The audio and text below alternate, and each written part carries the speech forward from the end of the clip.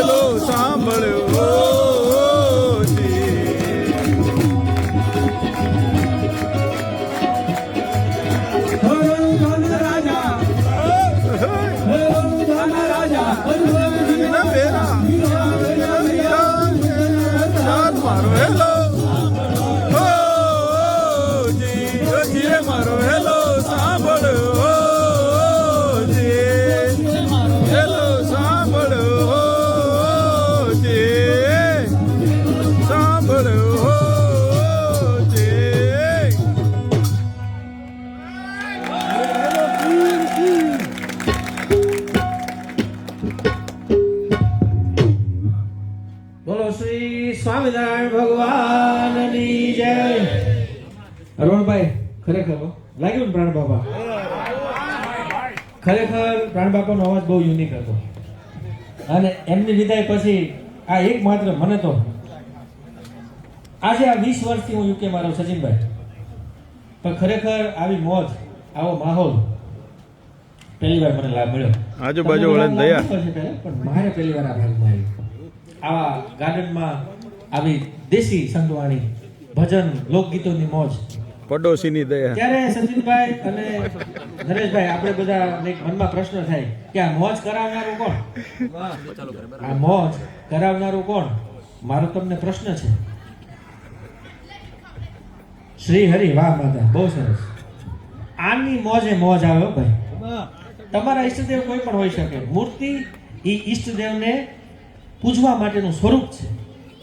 તો આ ભગવાને આપણને મોજ કરાવી એ યાદ ન રાખીએ. માફ કરજો, આ જ ભજન ડાયરો, આ જ મંડળી ઝીરો થઈ જાય જો ભગવાન ઉપસ્થિત ના હોય તો. પાકું ને? એકવાર ઘટના બનેલી સચિનભાઈ. મહારાજ શ્રીજી મહારાજ જ્યારે આ ધરતી ઉપર હતા ત્યારે ગઢાળીના આંબા શેઠ અને જોબન વડતાળો. જોબન વડતાળો એટલે ભયંકર બારાવાળ નરેશભાઈ, કોઈ એને યાર આવે નહીં. અને આંબા શેઠ એટલે વેપારી ચિંતા કાંઈ લેવા દેવા ના હોય.